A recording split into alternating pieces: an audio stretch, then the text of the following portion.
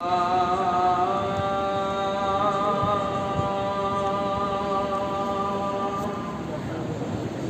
على الصلاة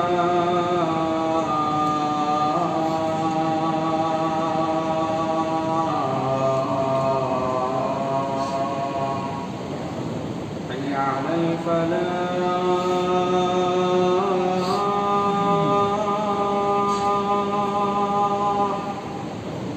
حي على الفلاح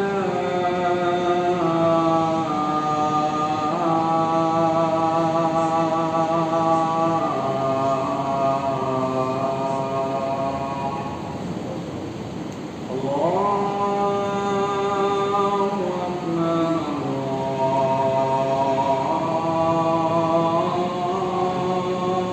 أكبر لا إله إلا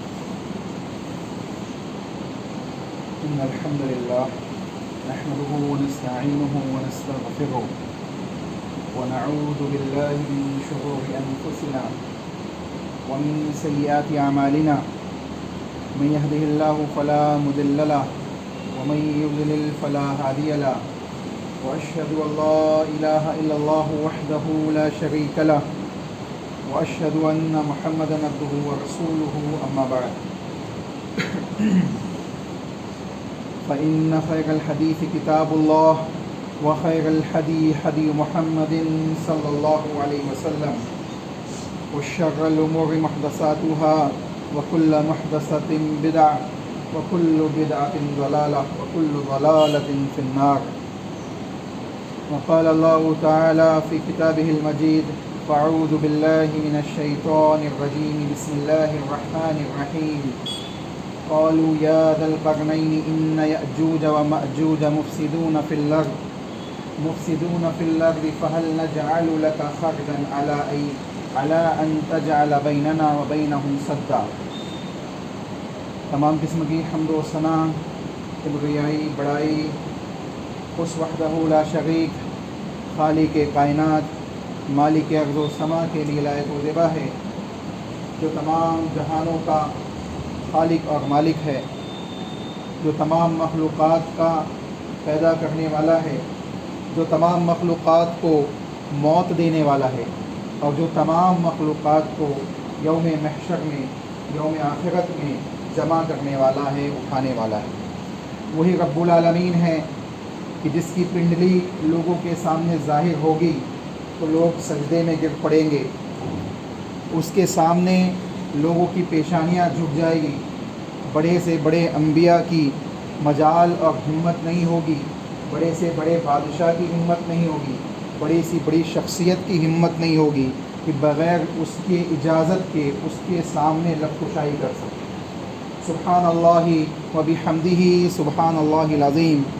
انگنت درد و سلام ہو انبیاء کی مقدس جماعت پر، خصوصاً سید المرسلین رحمت للعالمین جناب محمد رسول اللہ صلی اللہ علیہ وسلم کی ذات گرامی پر۔ اللہم صلی علی محمد وعلی آل محمد کما صلیت علی ابراہیم وعلی آل ابراہیم انک حمید مجید۔ اللہم بارک علی محمد وعلی آل محمد کما بارکت علی ابراہیم وعلی آل ابراہیم انک حمید مجید۔ محترم سامعین، جیسے کہ آپ کو معلوم ہے کہ علامت قیامت کے سلسلے میں کئی جمعوں سے ہم گفتگو کتاب و سنت کی روشنی میں کہہ اور سن رہے ہیں۔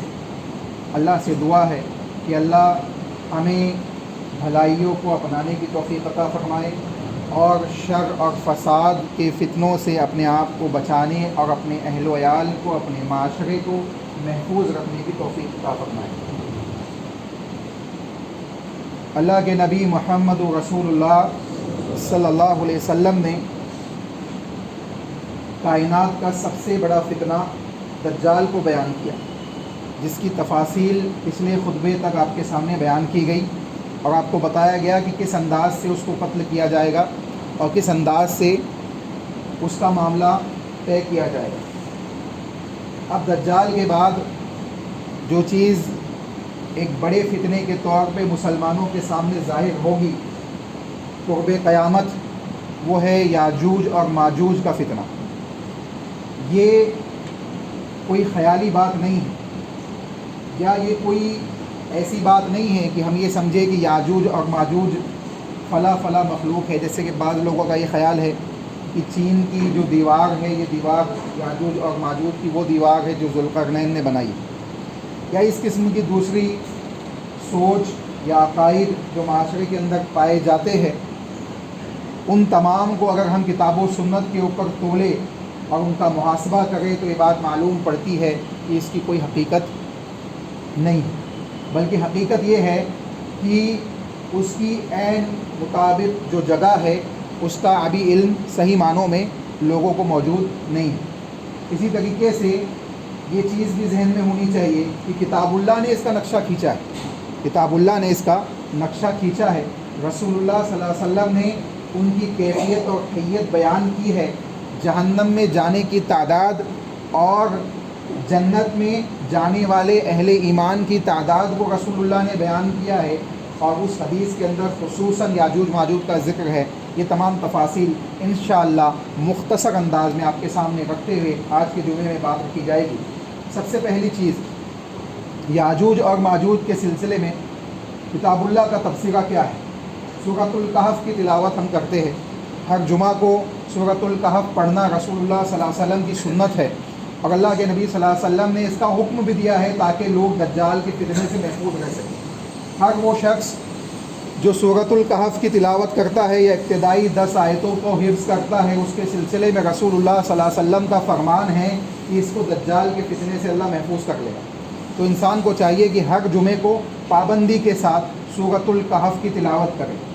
اب اگر سوال یہ ہے کہ کب کیا جائے، بعض لوگ یہ سوال بھی کرتے ہیں کہ کون سا وقت کرنا چاہیے، جمعے سے پہلے اگر نہیں کر پائے تو کیا بعد میں کر سکتے ہیں، یا کب سے کب تک کیا جا سکتا ہے؟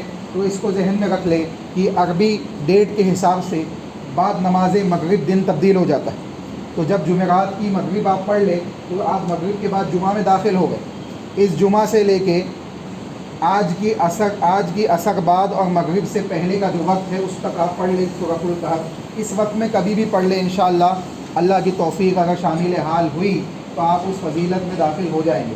لیکن افضل ترین جو وقت ہے وہ ہے جمعہ اور فجر اور جمعہ کے درمیان کا جو وقت ہے، یہ جو وقت ہے یعنی فجر بعد سے لے کے جمعہ کے درمیان کا جو وقت ہے، اگر آپ دیکھیں تو اکثر و بیشتر صحابہ اور دوسرے جو اہل علم گزرے ہیں ان کا یہی معمول تھا کہ وہ اس وقت میں پڑھتے تھے۔ اگر ہم نہیں پڑھ پائے کسی وجہ سے تو بعد میں بھی ہم اس کو پڑھ سکتے ہیں، لیکن بعد میں کا مطلب یہ نہیں کہ مغرب بعد ہم پڑھنے بیٹھیں، بعد میں کا مطلب یہ بالکل نہیں ہے۔ اب آئیے اس تبصرے کو دیکھتے ہیں، اس کو مختصر انداز میں اللہ رب العالمین نے کتاب اللہ کے اندر بیان کیا۔ اللہ نے بیان کیا ثم اتبع سببا حتی اذا بلغ بین السدین وجد من دونہما قوما لا یکادون یفقہون قولا۔ یاجوج ماجوج کے ظلم و ستم میں مبتلا ایک قوم اور حضرت ذوالقرنین کا تبصرہ۔ سب سے پہلے یہ سمجھ لے کہ ذوالقرنین کون ہے۔ ذوالقرنین کے سلسلے میں دو قسم کی باتیں معاشرے کے اندر پائی جاتی ہیں۔ ایک یہ کہ ذوالقرنین بھی ایک نبی ہے، اور جس طریقے سے اللہ نے انبیاء کو بھیجا جنہوں نے لوگوں کو توحید کی طرف بلایا، دین کی طرف بلایا، اور دین کی طرف بلانے کے ساتھ ساتھ لوگوں کا تعاون اور مدد بھی کی مختلف معاملات کے اندر، اسی طریقے سے حضرت ذوالقرنین بھی ہے جو اللہ کے انبیاء میں سے ہے، ایسا لوگوں کا خیال ہے۔ لیکن حقیقت اور صحیح قول کے مطابق حضرت ذوالقرنین ایک نیک اور صالح بادشاہ ہے، ایک نیک اور صالح بادشاہ ہے، ایک نیک اور صالح مسافر ہے جو ایک مقام سے دوسرے مقام تک سفر کرتے ہیں۔ یہاں تک کہ سورج نکلنے اور سورج ڈوبنے کے مقامات تک انہوں نے سفر کیا، یعنی پوری دنیا کا انہوں نے چکر لگایا۔ حضرت ذوالقرنین کے سلسلے میں جو صحیح قول معلوم پڑتا ہے اور اہل علم کا راجح قول جو معلوم پڑتا ہے وہ یہی کہ وہ بادشاہ تھے، نیک اور صالح تھے۔ دوسری چیز ایک اور بات واضح کرتے چلے، کیونکہ تذکرہ کتاب اللہ کے اندر ہے تو کسی قسم کا مغالطہ ذہن میں نہیں ہونا چاہیے۔ لوگ سمجھتے ہیں کہ سکندر اعظم ذوالقرنین تھا، بعض لوگوں کا یہ بھی خیال ہے کہ سکندر نامی شخص ذوالقرنین تھا، حالانکہ ذوالقرنین اور سکندر یہ دونوں کے زمانوں میں کافی فاصلہ ہے۔ تقریباً جو سکندر اعظم کا زمانہ ہے وہ ذوالقرنین کے کافی بعد کا زمانہ ہے، اور ذوالقرنین کا زمانہ اس سے بہت پہلے کا ہے۔ اس کے علاوہ کئی عقائدی ڈفرینس ہے، کئی ایمانی ڈفرینس ہے جو دونوں کے درمیان پائے جاتے ہیں۔ چنانچہ اس تفصیل میں جانے کا موقع نہیں ہے، بس یہ ذہن میں رکھے کہ سکندر اعظم ایک الگ شخصیت ہے اور ذوالقرنین ایک الگ شخصیت ہے۔ ذوالقرنین کی شخصیت کا تبصرہ اللہ نے کتاب اللہ کے اندر کیا ہے، اور اللہ رب العالمین نے بیان کیا حتیٰ اذا بلغ بین السدین وجد من دونہما، دو پہاڑیوں کے درمیان ایک قوم بسنے والی، اور اس قوم کی کیفیت کیا ہے کہ حضرت ذوالقرنین ان کی بھاشا تک نہیں سمجھتے، ان کی باتوں کو سمجھ نہیں پا گئے۔ وہ آتے ہیں ذوالقرنین جب وہاں پہنچتے ہیں تو ان کے پاس وہ قوم والے جو وہاں بسے ہوئے ہیں وہ آتے ہیں اور اپنی گزارشات پیش کرتے ہیں۔ میں مفہومی اور مختصر انداز میں بات اس لیے رکھ رہا ہوں تاکہ بات فوراً ہمارے ذہنوں میں داخل ہو جائے اور سمجھ میں آ جائے۔ حضرت ذوالقرنین پہنچتے ہیں اور لوگ ان کے پاس اپنی فرمائش لے کے پہنچتے ہیں کہ یہاں ایک قوم ہے جو ہمیں تکلیف پہنچاتی ہے، ہمیں نقصان پہنچاتی ہے، ہمارے اناج کے گلوں کو، فصلوں کو تباہ کر دیتی ہے اور مختلف قسم کے فسادات برپا کرتی ہے۔ اللہ رب العالمین نے اس کے نقشے کو اس انداز سے کھینچا۔ سب سے پہلے اس قوم کے سلسلے میں بیان کیا قوم لا یکادون یفقہون قولا، یعنی قریب ان کی باتیں حضرت ذوالقرنین کو سمجھ میں نہیں آتی۔ لیکن ہر مقام، ہر معاشرے کے اندر کچھ ایسے لوگ بھی ہوتے ہیں جو کئی قسم کی زبانوں کو سمجھتے ہیں، ٹرانسلیٹر جس کو آپ کہتے ہیں، یعنی ایک دو لوگ اگر ایسے ہیں، مثال کے طور پہ کوئی انگلش بولنے والا ہے، کوئی عربی بولنے والا ہے، اور ان دونوں کے بیچ میں ایک شخص ہے جس کو انگلش اور عربی دونوں آتی ہے، تو وہ بیچ میں کھڑے ہو کے کیا کرتا ہے، اس کی بات اس کو سمجھاتا ہے، اس کی بات اس کو سمجھاتا ہے۔ تو اسی قسم کے لوگ ہر زمانے میں گئے، تو ممکن ہے کہ حضرت ذوالقرنین کو بھی وہاں سمجھانے والا کوئی موجود تھا جس کا تبصرہ اللہ نے کتاب اللہ کے اندر کیا، کیونکہ بغیر سمجھے ہوئے ان کی مدد نہیں کر سکتے تھے، ان کی بات کو بغیر سمجھے ہوئے ان کی مدد حضرت ذوالقرنین نہیں کر سکتے تھے۔ چنانچہ اللہ نے بیان کیا قالوا یا ذوالقرنین، ان لوگوں نے جو قوم موجود تھی انہوں نے کہا حضرت ذوالقرنین سے کہ اے ذوالقرنین ان یاجوج و ماجوج، بے شک یہ یاجوج اور ماجوج ہے، یہ یاجوج اور ماجوج ہے۔ لیکن یہاں ایک چیز اور میں واضح کرتا چلوں، ایک چیز ہمارے معاشرے کے اندر جو موجود ہے وہ یہ کہ جب بچہ پیدا ہوتا ہے تو ہم کیا کرتے ہیں، ہم یہ سوچتے ہیں کہ قرآن کے اندر جو نام ہے اس میں سے منتخب کیے جائے، اچھی چیز ہے، قرآن میں سے اچھے نام منتخب کرے، قرآن کے اندر جو نام ہے اس کو منتخب نہ کرے، بلکہ قرآن میں سے جو اچھے نام ہیں اس کو منتخب کرے۔ کیوں؟ کیونکہ قرآن میں تو فرعون کا بھی نام ہے، قرآن میں تو یاجوج اور ماجوج کا بھی نام ہے، قرآن میں تو ابلیس کا بھی نام ہے۔ تو قرآن سے منتخب کرنے کا مطلب کیا ہونا چاہیے کہ اللہ کے نام ہے، اللہ کے اسماء و صفات ہے، محمد رسول اللہ صلی اللہ علیہ وسلم کا تذکرہ ہے، انبیاء علیہم السلام کا تذکرہ ہے، تو اس کو ذہن میں رکھتے ہوئے معاشرے کے اندر باتوں کو اپلائی کی جائے۔ چنانچہ حضرت ذوالقرنین کے سلسلے میں کہا گیا کہ ان سے لوگوں نے کہا کہ یہاں ایک قوم ہے یاجوج اور ماجوج کی۔ اب یہ یاجوج اور ماجوج کون ہیں؟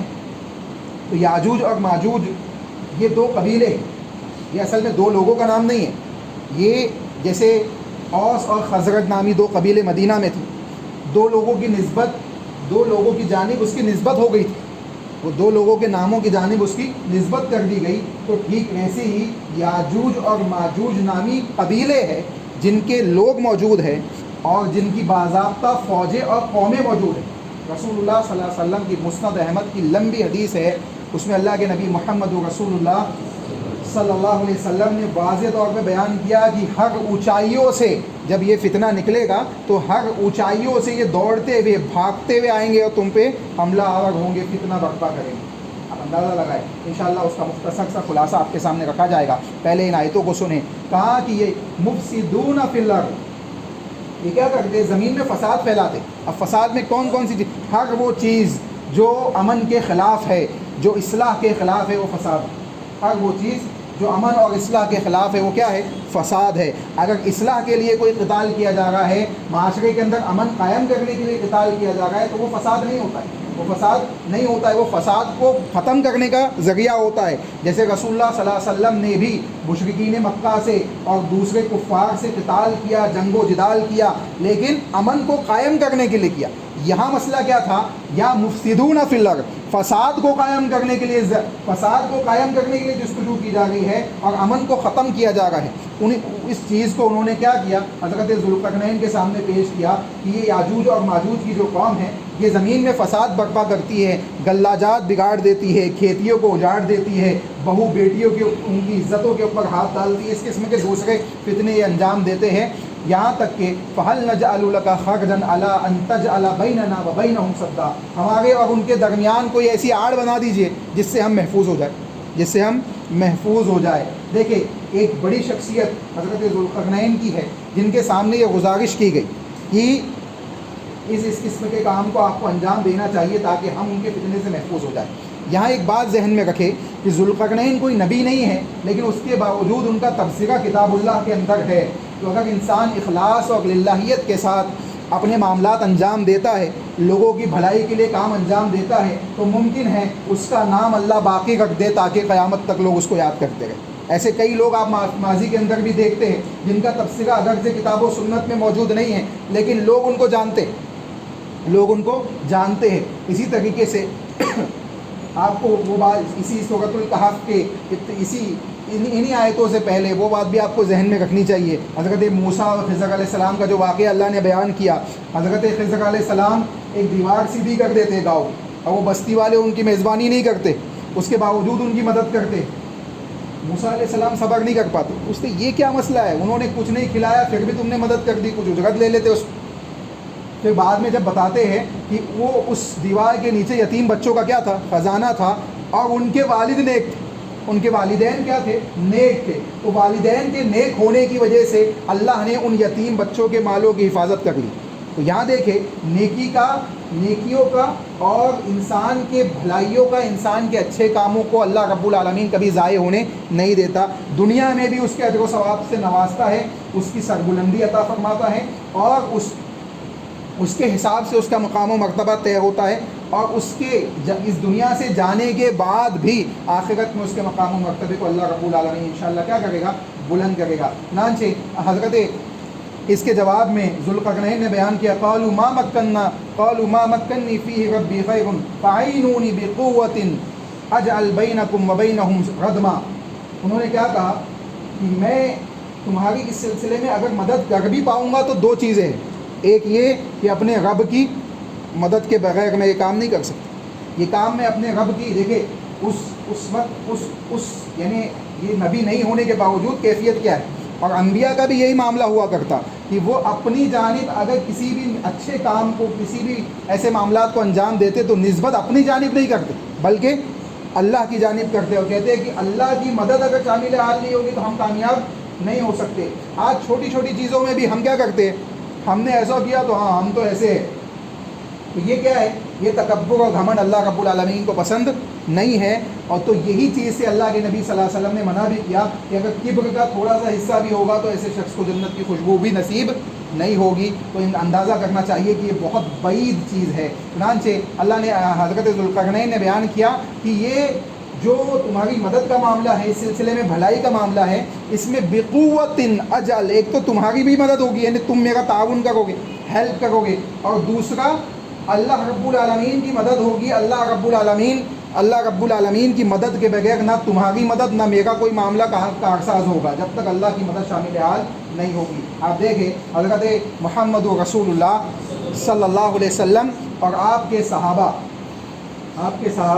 جب بھی مشرکین کے مد مقابل کھڑے ہوئے، جہاں اپنی طاقت و قوت پہ یقین اور اعتماد تھا، اس سے بڑھ کے اللہ پہ ایمان اور توکل تھا کہ اللہ رب العالمین کم تعداد میں ہونے کے باوجود، ہماری طاقت و قوت کے ہونے کے باوجود ہم کو فتح یابی عطا فرمائے گا۔ تو یہ ایمان اور توکل جو تھا ان کو ہر جگہ کامیاب کرتا چلا گیا، اور جہاں ایمان ڈگمگایا وہاں ان کے معاملات بھی بگڑے۔ جیسے جنگ حنین کو دیکھ لیجیے آپ، جنگ حنین کا آپ جائزہ لیجئے تو آپ کو معلوم پڑے گا کہ صحابہ کے ذہن و دماغ میں یہ بات پیدا ہونے لگی تھی کہ جب ہم کم تعداد میں تھے جب تو ہم جیت گئے، ہم فتح یاب ہو گئے، اب تو ہم زیادہ تعداد میں، ہمیں کون ہرا سکتا۔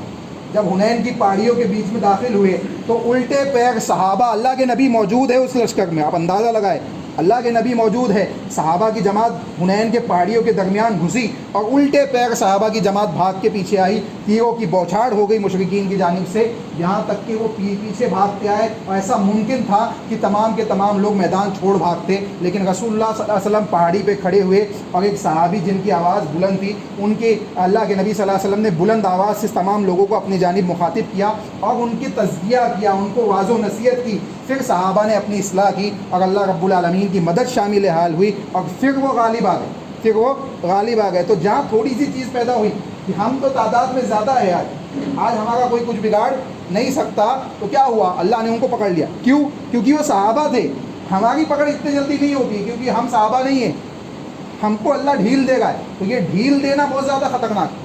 اللہ اگر فوراً کسی گناہ پہ پکڑ لے تو یہ کیا ہوتا ہے، اس سے انسان سدھر جاتا ہے کہ ہاں یار یہ غلطی ہوئی ہے، ابھی تک میں اچھا کام کر رہا تھا تو کچھ نہیں ہوا، یہ غلطی ہوئی ہے۔ اب اللہ نے جب ڈھیل دینا اسٹارٹ کر دیا، جب اللہ کی جب پکڑ آتی ہے تو وہ سخت ہو جاتی ہے، وہ معاملہ کیا ہوتا ہے، سخت ہو جاتا ہے۔ تو ڈھیل، اگر ہمیں ڈھیل دی جا گئی تو ہم یہ نہ سمجھے کہ ہم بہت اچھے۔ تو صحابہ کی بھی اللہ رب العالمین نے بعض ایسے مقامات پہ واضح و نصیحت اور ان کے تزکیہ نفس کے لیے پکڑ کی ہے، اس لیے ہمیں بھی اپنا محاسبہ کرتے رہنا چاہیے۔ آگے بیان کیا گیا، آتونی زبر الحدید حتی اذا ساوى بین الصدفین قال انفخوا حتی اذا جعلہ نارا قال آتونی افرغ القطرہ۔ انہوں نے کیا کیا، حضرت ذوالقرنین نے، کہ ان دو پہاڑیوں کے درمیان ایک دیوار بنائی اور اس پہ سیسا پلا کے ڈال دیا۔ حدید، آتونی زبر الحدید، لوہے کو پگھال کے، اور سیسا ہوتا ہے، سیسے کو پگھال کے، اس کو ملا کے، اس کو پگھلا کے اس دیوار کے اوپر سے چڑھا دیا۔ یعنی ایک قسم کا، جیسے آپ سیمنٹ کی دیوار بناتے ہیں اس کے اوپر سے آپ پلستر لگاتے، اینٹ کی دیواروں کے اوپر پلستر لگاتے، تو انہوں نے اس سیسا پلائی دیوار کو بنا دی۔ تو اس سے کیا ہوا کہ نہ کوئی موسمی نقصان اس کو پہنچتا، نہ کسی دوسرے قسم سے اس کو نقصان پہنچایا جاتا، یہاں تک کہ اس کی کیفیت آگے کی احادیث اور آگے کی وضاحت میں ہم سنیں گے کہ یہ یاجوج اور ماجوج روزانہ اس سے نکلنے کی کوشش کرتے ہیں، یہاں تک کہ وہ چھوڑ کے جس حالت میں جاتے ہیں اگلے دن آتے ہیں تو واپس وہ صحیح ہو جاتی ہے، واپس ان کی جتنی محنت اس میں انہوں نے کی تھی صبح سے شام تک وہ ختم ہو جاتی ہے، اور واپس وہ اپنی اصلی کیفیت میں آ جاتی ہے۔ تو اندازہ لگائے، یہ تاثیر تو اللہ نے پیدا کر دی، یہ تاثیر تو اللہ نے پیدا کر دی۔ چنانچہ اسی لیے انہوں نے کہا کہ اللہ کی مدد کے بغیر تو تم ان سے بچ نہیں سکتے، میں صرف اس معاملے کو انجام دوں گا، مدد تو اصل اللہ کی جانب سے ہوگی، اور اللہ ہی کے حکم سے اس دیوار میں چھید ہوگا اور وہ نکلیں گے باہر، اور ان سے معاشرے کے اندر فتنے برپا ہوگے۔ یہ دجال کے قتل کیے جانے کے بعد کا معاملہ ہوگا۔ چنانچہ آگے بیان کیا گیا، حضرت ذوالقرنین نے ان دونوں پہاڑوں کے درمیان دیوار کھڑی کی اور اس پہ سیسا پلا کے ڈالا اور ان کو محفوظ کیا اللہ کے حکم سے۔ اس کے بعد بیان کیا گیا، کہا گیا فَمَا اسْتَطَاعُوا أَن يَظْهَرُوا وَمَا اسْتَطَاعُوا لَهُ نَقْبًا۔ اس کے بعد معاملہ تھوڑا سا تفصیلی ہے دوسرا، لیکن میں اس طرف نہ جاؤں گا، بلکہ اس کیفیات کو دیکھیں کہ یاجوج اور ماجوج کی جو یعنی تفصیل ان آیتوں میں بیان کی گئی ہے، اس سے یہ بات معلوم پڑتی ہے کہ یہ زمین کے اندر فساد برپا کرنے کے لیے ہی ایسا محسوس ہوتا ہے کہ پیدا کیے گئے، ان کے درمیان اصلاح والا معاملہ نہیں ہوگا، اس لیے ان کو کیا کیا گیا، پیک کر دیا گیا۔ اب اس کو آپ دوسری حدیث سے اگر سمجھے تو بات مزید واضح ہو جائے گی۔ اللہ کے نبی محمد رسول اللہ صلی اللہ علیہ وسلم اور صحابہ ایک سفر میں تھے کہ اللہ کے نبی صلی اللہ علیہ وسلم نے دیکھا کہ صحابہ کے اور رسول اللہ صلی اللہ علیہ وسلم کے درمیان فاصلہ ہو گیا، کافی فاصلہ ہو گیا۔ اللہ کے نبی آگے نکل گئے، صحابہ پیچھے رہ گئے۔ مسند احمد اسی طریقے سے مجمع الزوائد وغیرہ کے اندر اس حدیث کو نقل کیا ہے اہل علم نے، کہتے ہیں کہ اللہ کے نبی صلی اللہ علیہ وسلم آگے نکل گئے، صحابہ اور اللہ کے نبی کے درمیان فاصلہ ہو گیا۔ رسول اللہ صلی اللہ علیہ وسلم نے سورۃ الحج کی آیتوں کی تلاوت کی، اللہ کے نبی نے بلند آواز سے سورۃ الحج کی تلاوت کی، یا ایھا الناس اتقوا ربکم ان زلزلۃ الساعۃ شیء عظیم، پوری قیامت کی کیفیات کو ان آیتوں میں بیان کیا گیا، اللہ کے نبی نے تلاوت کی، تو صحابہ سمجھ گئے کہ رسول اللہ صلی اللہ علیہ وسلم کی آواز اس جانب سے آ گئی ہے، تو اللہ کے نبی یہاں موجود ہے، کیونکہ ریگستانی علاقہ ہوتا تھا، دھول اٹھتی تھی، تو آگے جانے والا دکھائی نہیں دیتا تھا، معلوم نہیں پڑتا تھا کہ کس جانب ہے، چنانچہ رسول اللہ صلی اللہ علیہ وسلم کو صحابہ نے آواز سے پہچان لیا۔ جب اللہ کے نبی کے پاس پہنچے تو اللہ کے نبی محمد رسول اللہ صلی اللہ علیہ وسلم نے ان آیتوں کو جو تلاوت کی اس کی مختصر سی وضاحت بھی کی، اور ایک چیز صحابہ کو مزید بیان کی۔ اللہ کے نبی نے کہا، لمبی حدیث ہے، میں مفہومی طور پہ بیان کر رہا ہوں آپ کو، آپ مسند احمد کے اندر اس حدیث کو پا لیں گے۔ اللہ کے نبی صلی اللہ علیہ وسلم نے بیان کیا ہے، میرے صحابہ سنو، جب قیامت کا دن برپا کیا جائے گا، اللہ رب العالمین حضرت آدم علیہ السلام کو حکم دے گا کہ یہ انسانیت میں سے یہ جو لوگ کھڑے ہوئے ہیں، ان میں سے جہنم کے لیے لوگوں کو نکالو۔ اللہ اکبر، کیا منظر ہوگا، اندازہ لگایا، ان میں سے جہنم کے لیے لوگوں کو نکالو۔ اللہ کے نبی محمد رسول اللہ کہہ گئے، اللہ کہے گا آدم علیہ السلام کو کہ آدم اپنے اولاد میں سے جہنم کے لیے لوگوں کو نکالو۔ باپ سے کہا جائے گا کہ اولاد کو جہنم کے لیے نکالو، آگ میں ڈالنے کے لیے نکالو۔ اللہ کے نبی نے بیان فرمایا کہ آدم علیہ السلام کہیں گے، اے اللہ کس کو نکالوں، کتنے نکالوں؟ اللہ کہے گا ہر 1000 میں سے 999 کو نکالو جہنم کے لیے، ہر 1000 میں سے 999 کو جہنم کے لیے نکالو، اور ایک کو جنت کے لیے نکالو۔ اللہ اکبر، کیا کیفیت ہے، اندازہ لگائے، 1000 میں سے 999 کہاں کے لیے؟ جہنم کے لیے، اور ایک شخص جنت کے لیے، 1000 میں سے ایک شخص جنت کے لیے۔ وہی کیفیت صحابہ نے بھی محسوس کی جو ابھی ہمارے اور آپ کے دلوں میں ہے۔ اللہ کے نبی محمد رسول اللہ کی بات سن کر صحابہ کی زبانیں گنگ پڑ گئی، ان کی دلوں کی کیفیت کے اوپر کپی طاری ہو گئی، وہ ان کے چہروں کی حالات اور کیفیت تبدیل ہو گئی۔ رسول اللہ صلی اللہ علیہ وسلم نے جب ان کی یہ کیفیت دیکھی، اللہ کے نبی نے بیان فرمایا کہ تم عمل کرتے رہو، تم عمل کرتے رہو، اور اللہ کی خوشنودی کے معاملات کو انجام دیتے رہو، اور خوش ہو جاؤ۔ تمہارے درمیان 2 قومیں، 2 لوگ، 2 جماعتیں ایسی ہے کہ جو ہر چیز کی کثرت کے اوپر غالب آ جائے گی۔ اللہ کے نبی نے کہا ایک یاجوج اور ماجوج کی قوم ہے، ایک یاجوج اور ماجوج کی قوم ہے، اور دوسری قوم ہے جو ابلیس اور بنی آدم میں سے ہوگی، ابلیس اور بنی آدم میں سے ہوگی۔ یعنی یہ 999 جو جہنم میں داخل کیے جائیں گے، یہ یاجوج اور ماجوج میں سے بھی ہوں گے، اور یہ کس میں سے ہوں گے؟ یہ انسانوں میں سے بھی ہوں گے، اور ابلیس کے لشکر میں سے بھی ہوں گے۔ یعنی آپ اندازہ لگا لیں کہ انسانوں کا فگر ایٹومیٹکلی کیا ہو جائے گا؟ کم ہو جائے گا، انسانوں کا فگر ایٹومیٹکلی کم ہو جائے گا۔ حالانکہ یاجوج ماجوج بھی انسانوں میں سے ہی ہے، بنی آدم میں سے ہے۔ حضرت نوح علیہ السلام کی جو نسل چلی ہے، اسی نسل میں سے یاجوج اور ماجوج بھی ہے۔ ایسا نہیں کہ کوئی الگ دوسری مخلوق ہے، نہیں، انسانوں میں سے، بنی آدم میں سے۔ لیکن اللہ کے نبی نے واضح کر دیا کہ اہل ایمان کی کیفیت 999 والی نہیں ہوگی۔ اب اس میں چیزیں جو جہنم میں اہل ایمان جائیں گے ان کا کیا ہوگا، جنت میں جائیں گے کہ نہیں جائیں گے، ایک لمبی تفصیل ہے، اس کو سنڈے کی کلاسز وغیرہ میں پڑھایا بھی گیا ہے کہ ایمان والے جہنم میں اگر گئے تو 2 کیفیت ہوگی۔ ایک تو وہ ہوں گے جنہوں نے ایمان کے ساتھ شرکیہ کام کیا ہوگا، مشرکانہ کام کیا ہوگا، تو اللہ نے مشرکانہ کام کرنے والوں کے لیے واضح کر دیا انہ من یشرک باللہ فقد حرم اللہ علیہ الجنہ، کہ ہم نے ان کے اوپر جنت حرام کر دی ہے جو مشرکانہ کام کرتے، اب چاہے ایمان کے ساتھ کرے یا ایمان کے بغیر کرے۔ ایک وہ ہوں گے جو گناہ کبیرہ کے مرتکب ہوں گے، بڑے بڑے گناہ کیے ہوں گے لیکن شرکیہ کام نہیں کیے ہوں گے، شرک سے اپنے آپ کو بچائے ہوں گے، اپنے آپ کو تو اپنی توحید کو انہوں نے سنبھالا ہوگا۔ یہ دوسری قسم کے لوگ ہوں گے جن کے سلسلے میں اہل علم نے بیان کیا یہ اللہ کی مشیت کے اوپر ہوں گے، یہ اللہ کی مشیت کے اوپر ہوں گے۔ اللہ چاہے گا تو جہنم میں داخل کرے گا، عذاب دے گا، پھر نکال کے جنت میں داخل کر دے گا، یا اللہ چاہے گا تو معاف کر دے گا، ڈائریکٹ جنت میں داخل کر دے گا۔ یہ اللہ کی مشیت پہ ہوں گے، یہ اللہ کی کیفیت، اللہ رب العالمین کی مشیت کے ماتحت ہوں گے، اور ان کا لیکن ایک نہ ایک دن جنت میں جائیں گے۔ اگر جہنم میں ڈالے بھی گئے توحید کی حفاظت کی وجہ سے ایک نہ ایک دن کہاں جائیں گے؟ جنت میں داخل کیے جائیں گے، اور اس کے سلسلے میں کئی احادیث دلالت کرتی ہے۔ اور جنت کے وہ آخری شخص کا تذکرہ اللہ کے نبی نے کیا کہ ایک آخری شخص ہوگا جس کو جہنم سے نکالا جائے گا، آخری جہنمی جس کو جہنم سے نکال کے آخری جنتی جو کہلائے گا جنت میں داخل کیا جائے گا۔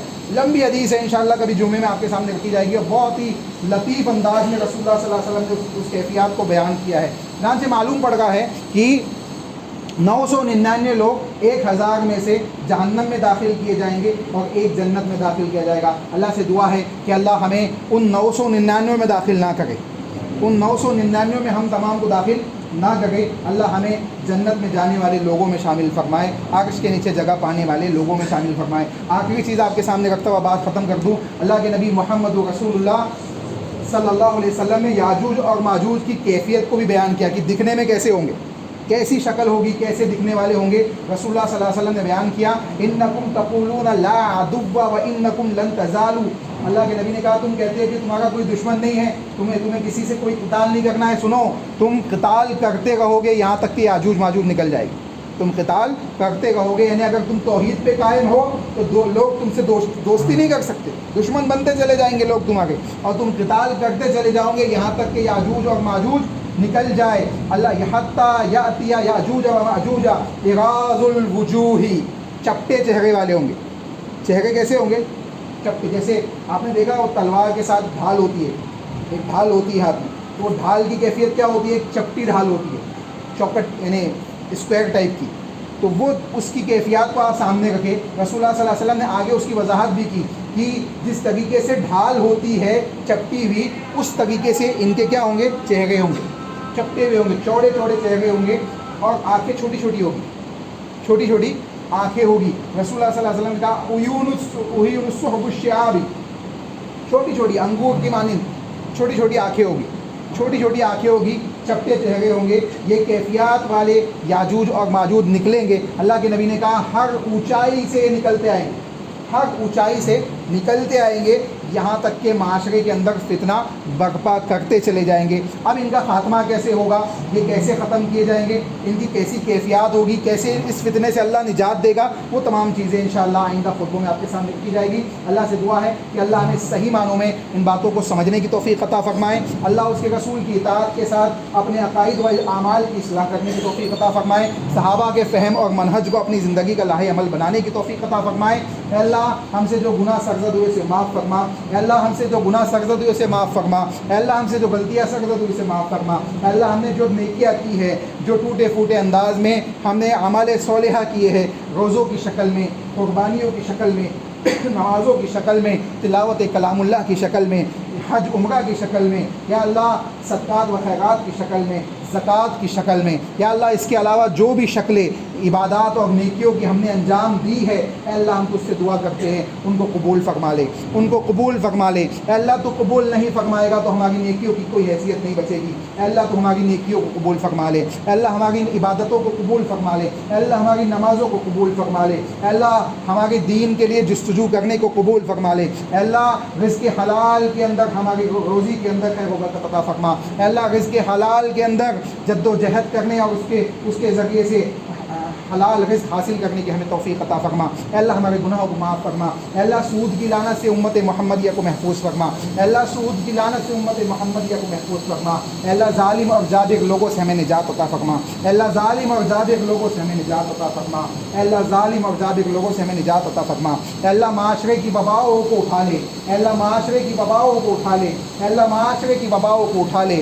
अल्लाह इन वबाओं से, इन बीमारियों से हमें महफूज फरमा। अल्लाह तेरी रज़ा को हासिल करने वाले अमाल को अंजाम देने की तौफ़ीक़ अता फरमा।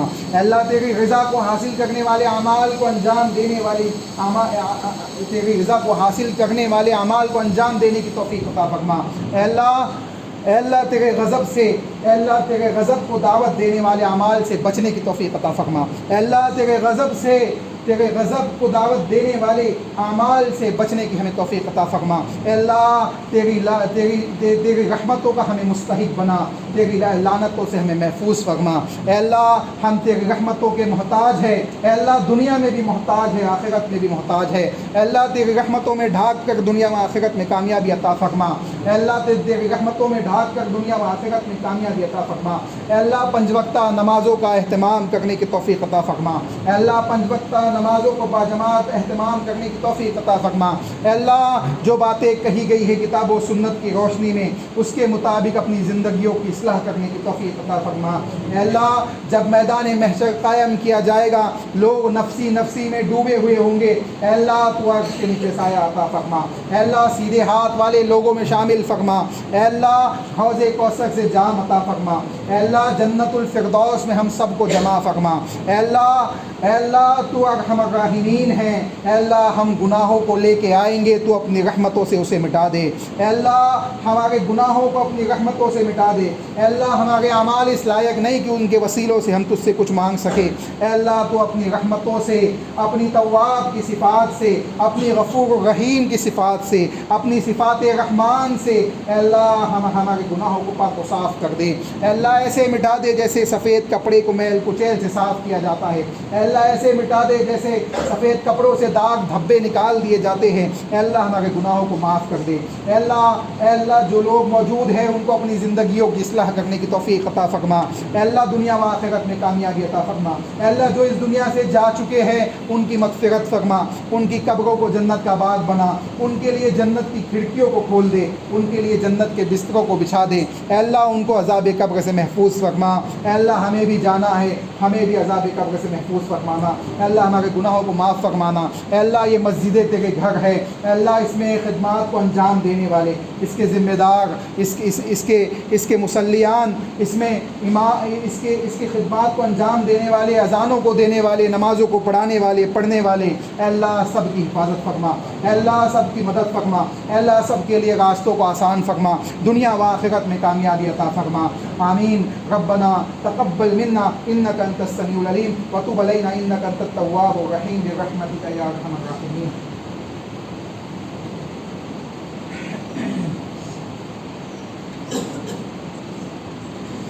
ان الحمد لله نحمده ونستعينه ونستغفره ونعوذ بالله من شرور انفسنا ومن سيئات اعمالنا من يهد الله فلا مضل له ومن يضلل فلا هادي له واشهد ان لا اله الا الله وحده لا شريك له واشهد